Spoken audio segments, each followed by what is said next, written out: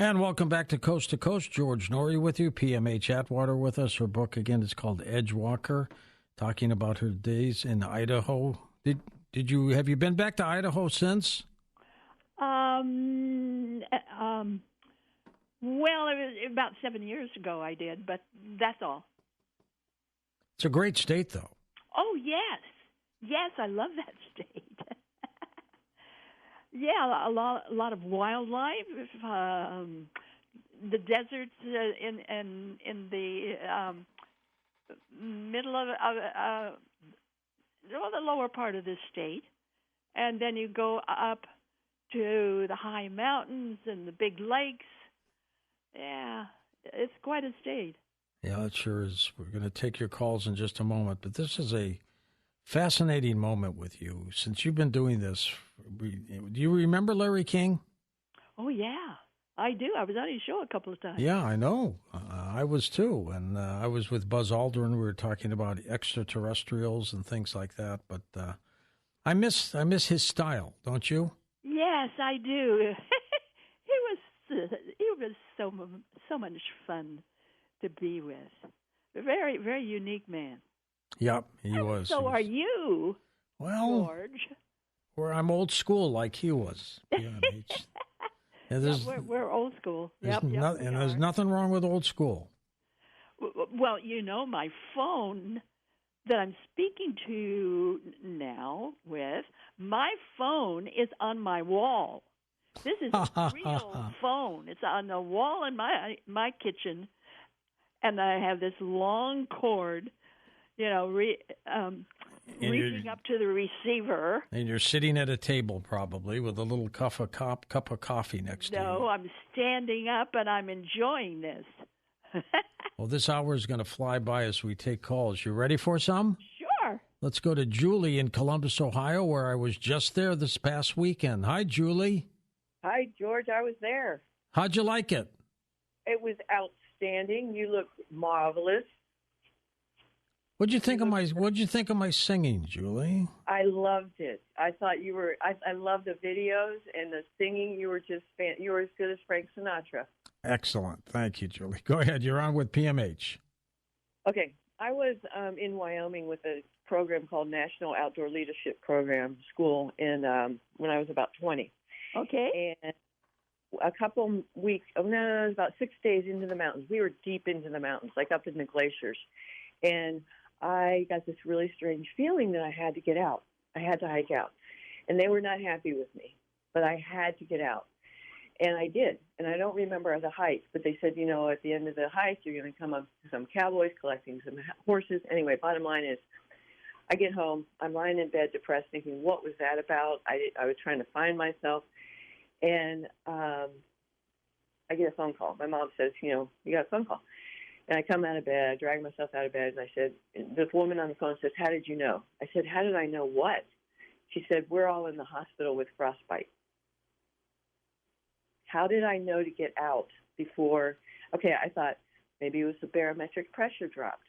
Maybe, I'm sensitive to this pressure. But I had a strong feeling, pit in my stomach feeling I had to get out of the mountains, and I knew nothing about it. What do you think?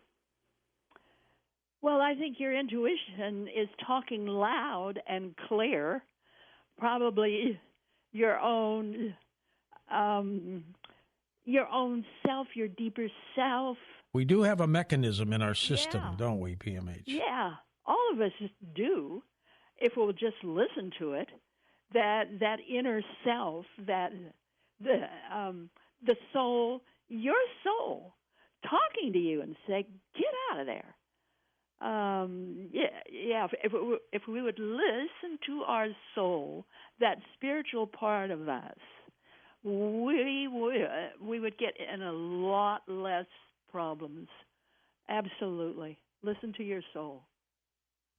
Great. Any follow-up there, Julie? Well, just feel like that's been my whole life now. Well, very good. Probably. You're more spiritual now. I am, and you learned.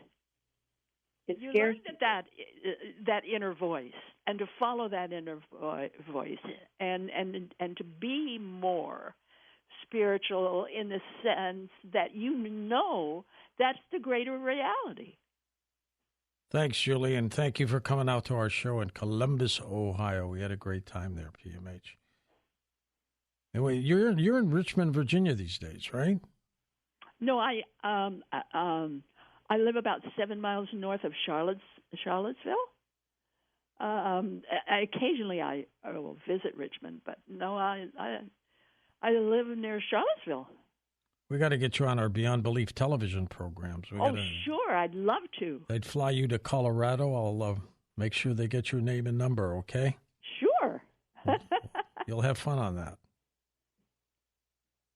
Thomas in Sheboygan, Wisconsin, welcome to the show. Hey, Tom, go ahead. Hi, George. How you doing? Wonderful. Hope you are too. Yeah, I'm okay. I have a few questions to ask. Before that, I was thinking of quoting some scripture. Do you want to hear it? Get to your question with PMH first. Okay. I was 13 years old, and I was in a car accident. And this car accident was on Christmas morning, 85. It's hard for me to discern what happened, but I was in a coma for 13 days and released from the hospital 8 days later, very miraculously. And I just thought I'd get your guest take on what you might have thought happened.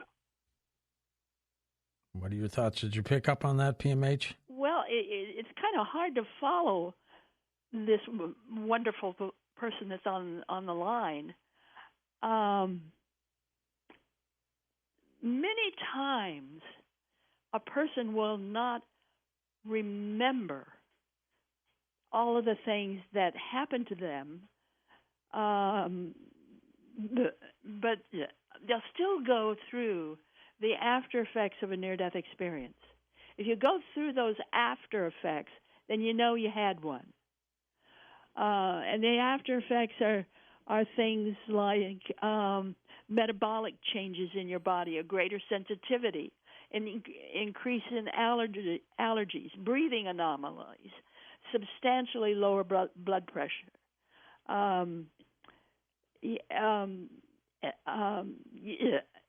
You go through these kinds of changes that make you, and it's almost like you become an entirely different person. Do you become a better person? Well, I think so. Yeah. Well, remember, 1 out of 7 in my research base, I had a more unpleasant or hellish type of experience, and those people afterward had problems with their life, and lots of problems because they were so unhappy. But the rest of them,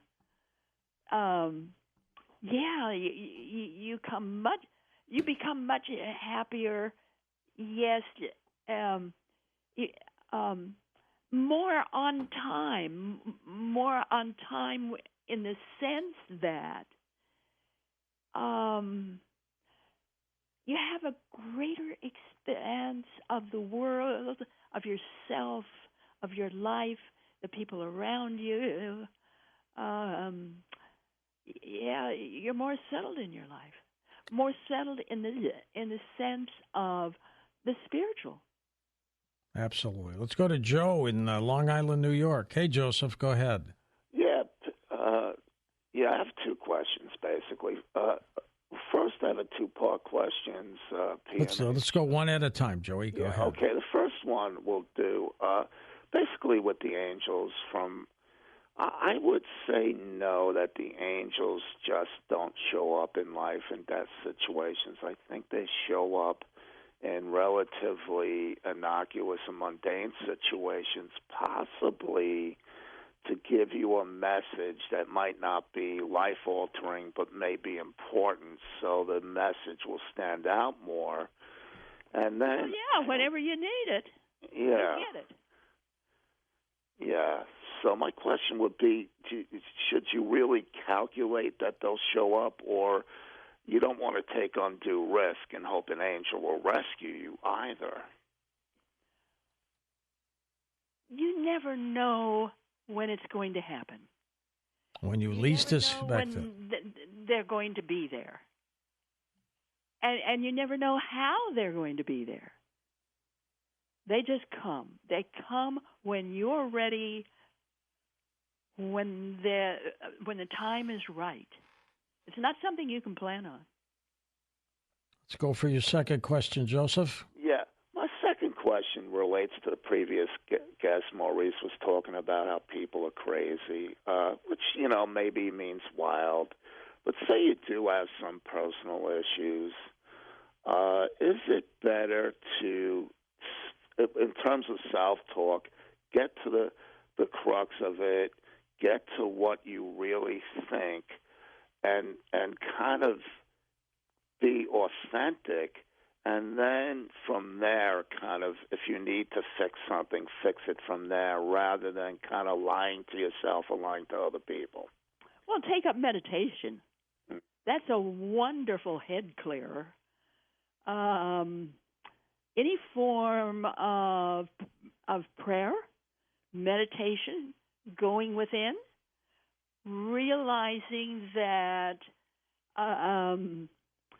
that you're here to learn, you're here to give, you're here to experience all parts of life, and do that knowing that life is a great teacher, and learn all you can from it. I would like to share with you, if I can, what I call the litany of fear. What is that? Fear is the mind killer. It is the little death. I will face my fear. It will go around me and through me. And when it is gone, I will remain. I used to chant this often after I died. In coming back for me was tough, because I had to relearn how to stand, how to crawl, how to tell the difference between left and right, see properly, hear properly, redo all of my belief systems. It was really tough afterward. Yeah, and just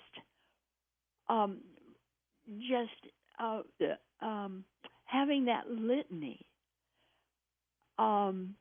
saying that litany, helped me to recover. Helped me to go through what I was going through, and realizing that I could go through it in a positive way, that I would learn from it, I would grow from it, and I would come out of this in good shape. PMH, do you wish that this would never happen to somebody else, or does that matter? Doesn't matter. You're going to get what you need, whether you like it or not. Was there any pain associated with the near-death experience? Oh, sure. There is. Lots of pain. Whether it's mental, physical, most of the near-death experiences come from pain, from being in an accident, a heart attack, whatever. Certainly in my own case, it came from being raped, and then going through the complications of that rape. But for most people, it comes from an automobile accident or surgery or heart attack, something like that. Sure. These don't come simple. Let's go to Jeremy in Jamestown, North Dakota. You're going to hear quite a story here. Go ahead, Jeremy. Hello, George. I want to tell her that 19 years, 10 months, and 11 days ago, on December 8, 2003, I was driving my Kia Rio up an icy hill. A Ford pickup started to slide down the hill at me. The Ford slid clear across my lane, hit my Kia Rio, head onto my shoulder at about 25 miles an hour. The airbag in the seatbelt of my Kia Rio did not work at all. Immediately, I was in a coma for 2.5 months. When I woke up from my coma, they told me I broke femurs, shattered both kneecaps, broke a foot, almost got my left pinky cut off, and injured my little brain. Is there a reason why I was saved and haven't been told yet? And let me ask you this, Jeremy, before we go to PMH. Did you think you had a near-death experience or just be in a coma? I was just before I woke up from my coma, I was wandering up. I was thinking I was wandering up a mountain pathway with my current wife at the time, and as we were nearing the top, a big bunch of boulders started falling because the mountain was shaking. I found a cave to guide her into, and right after I got her inside, I was hit by a boulder and knocked off the cliff and was falling to the ground. Now, PMH is being in a coma for 2 months, like dying? Certainly. I would think so. It's like dying. But you couldn't call it a real near-death experience. No, I wouldn't. But what I would say is this man's life was turned around. Upside down. In a very dramatic way. Yep. And I applaud that you're back again, and that you're able to think and feel good. Absolutely. Read some of the near-death books, especially near-death experiences, The Rest of the Story, or the Big Book of Near-Death Experiences. This will help you to be a lot more familiar with this type of phenomenon, and find out for yourself if you really fit. Truly remarkable, PMH, isn't it? Oh, it's absolutely remarkable. I'm so glad you're back. And he's better than ever. Near-death experience, but who's to say? It certainly was a life-changing experience, and a very wonderful one in the sense that what you learned, what it gave you, enhanced your life greatly. PMH, give out your website one more time, please. www.pmhatwater.com. And the last name is Atwater. Yeah, like you're at the water. Is that Swedish? What? Is that Swedish? I don't know, because remember, my husband is an African American. That's a good point. All right, well, we're going to come back and wrap things up with you in a moment on Coast to Coast AM. And welcome back to our final segment with PMH Atwater, George Norrie with you, and PMH with the book Edgewalker. What are some of the favorite parts of the book that you really enjoyed putting together? Wow. It would be chapter 31. Yes. Because I give all of the reasons and research I found. Well, that's called In Between. What it's all about. What is it all about? Well, what it's all about is changing and growing, but in different kinds of ways, and I identify those different kinds of ways and how they work. So I do that all in chapter 31.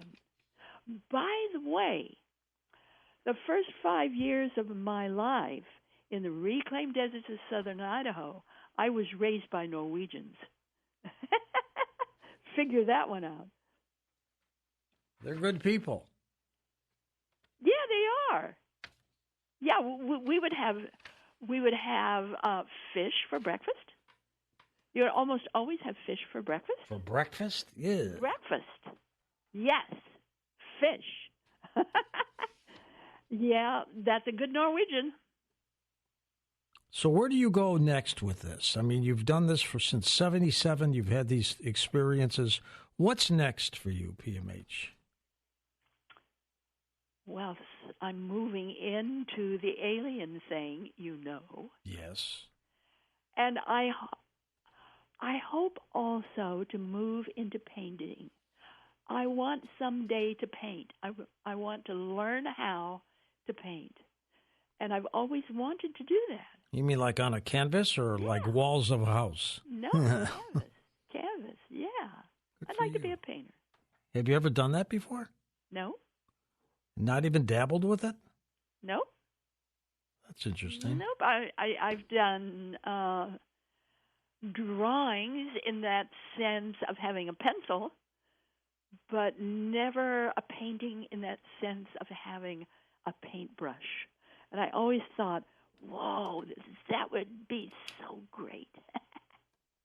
All right, well, let's go to the phones. You ready for more calls? Sure. Catherine in British Columbia, Canada is with us. Hi, Catherine. Hi, you guys. I tell you, this is such a delight to listen to PMH here. I'm intrigued to pick your brain to find out what makes you so full of life. I know one thing. It has to be you have overcome many trials that gives you this joy. But what is your trick to living such a long, vibrant age? Thank you. I just know that every single day is filled with so much magic. And I can take that magic and do whatever I want with it. And I do. I just love each and every day, each and every moment. Even the bad ones are good. Even the bad ones, because you learn from them. Yeah, I mean, it's just, wow.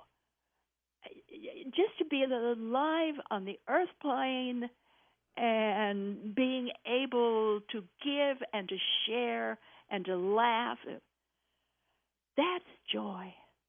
Would you say that you are now a better person since these near-death experiences? Oh, absolutely. Absolutely. And just to touch my husband's skin, that to me is a miracle. It's a miracle just to touch his skin. Do you have any regrets of coming back? None. Well, I have one. What is that? And that is that I truly, it truly bothers me that I could not have done more for my 3 children. I put all of my efforts into the work I was doing. Of course, they each had their own lives and, did what they could with their lives and did well, I think. But it still kind of bothers me a little bit that I could not have done more. And I share that because when the book Edgewalker came out, my son won't even open it up. Wants nothing to do with it. My oldest daughter read it up to chapter 5, and that was enough for her. Huh. My youngest one said, well, someday I'll read it, and maybe not. I'm not even your kid, and I read it. But my own 3 children, I guess it's because they lost their mother. But did for all those many years, research came first, and it did. Did you immerse yourself in this? Yeah, totally. If you had to do it all over again, what changes would you make? If I had to do it all over again, I would do the same thing because that was my job. So you don't have any regrets? No. Good for you. Well, regrets in the sense that I wish I could have done more for and with my kids, but that's all. Yes, I was a mother. Yes, I did a lot with them, but I wish I could have done a little bit more. I think any mother would feel that way. But other than that, no, that voice like none other was so huge and so big. And what I learned from dying and coming back and doing all the research I've done and helping all these people, thousands and thousands, I mean, it would be no exaggeration at all to say that my work has affected over 100,000 people or more, and my research directly, my work over 10,000, and that's personal. Yeah, all of that, and to realize that every breath you take, that's wonderful. Just to touch your skin, to touch anybody else's skin, to be around everybody, to breathe, it's wonderful. Yeah. Let's go to Robert in North Dakota. Hey, Robert, go ahead, sir. Hey, it's been an amazing show to be able to listen to somebody that's, you could say, going on vacation to the same place that you did. I had an interesting experience. Yeah, and I love your laugh. It is just wonderful. It's a cute laugh, isn't it, Robert? Everybody's day. Oh, yeah, I do that all it does. The time. Yeah. Now, I died, and I don't call it a near-death experience because I did die.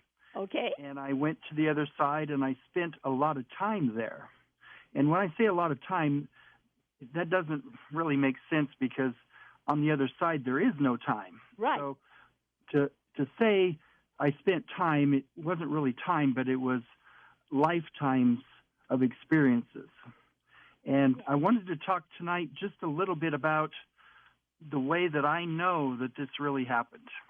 My brother-in-law is a neuroscientist, and he said when you had sepsis, your fever was super high and you were hallucinating and had dreams. Well, when I was in heaven, we had assignments that we would do. And those assignments were carried out with a companion. You went out in pairs of two. And just like you were talking about the person that was drowning and that arm reached down and picked them up, yeah, those were the kind of assignments that you did. You were changing lives. But anyway, I'm back here on Earth. I had an opportunity to come back.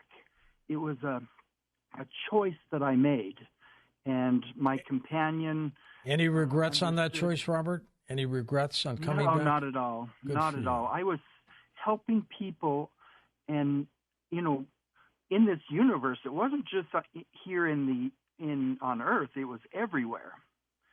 And so I had an opportunity to come back and make a difference in my own family. Right. It was hard for me to change people's lives and see that my own family was falling apart. But let's jump forward to when I came back to Earth.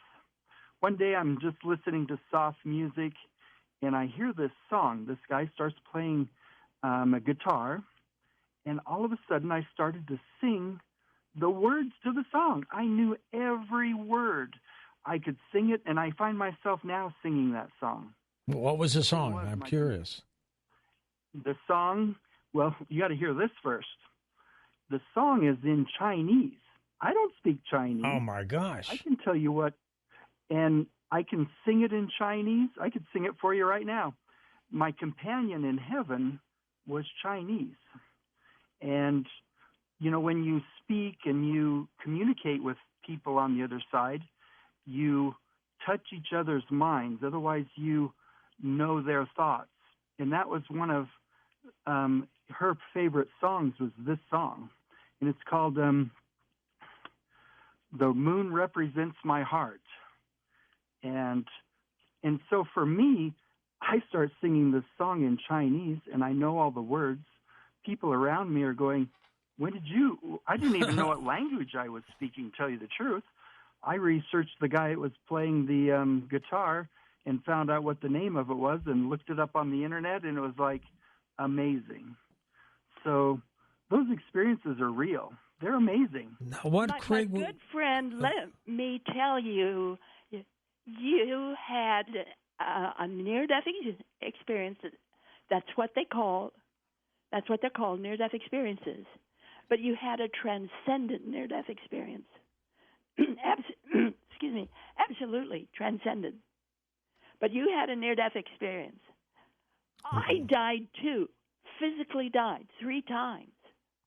For a moment. But that's still called a near-death experience. Right. Even though, you were absolutely dead. But your brain was still functioning, right? Yes.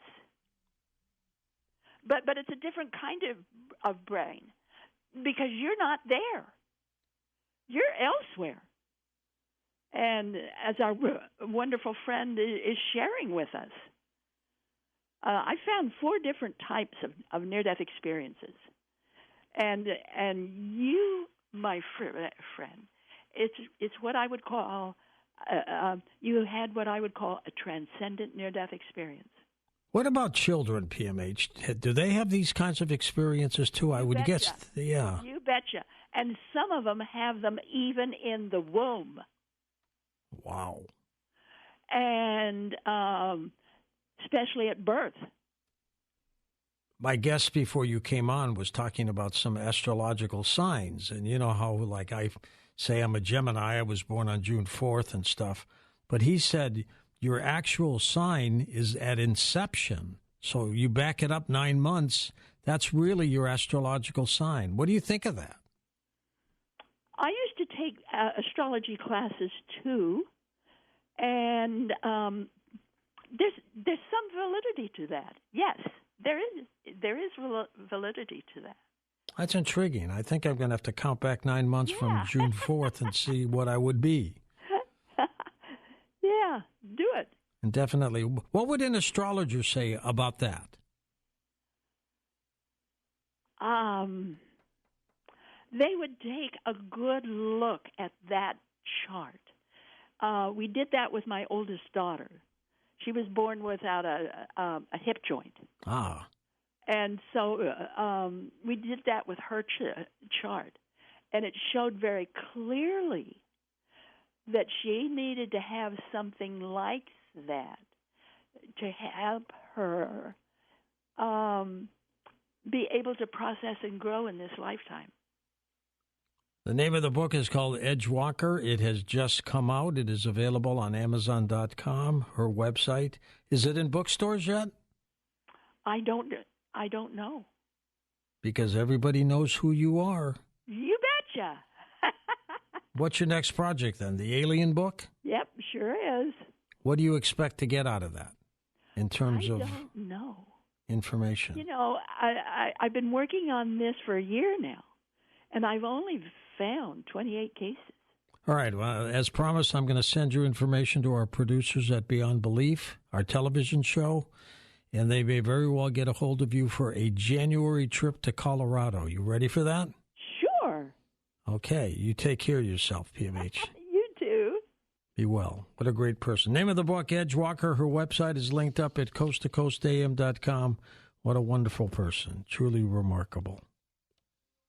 For Dan Galante, Donna Walker, Tom Danheiser, Lisa Lyon, Lex Lonehood, Sean Ladisor, Stephanie Smith, Chris Boros, Tim Banal, George Knapp, and Ian Punnett, I'm George Norrie, somewhere out there on Coast to Coast AM. We'll see you on our next edition. Until then, be safe, everyone.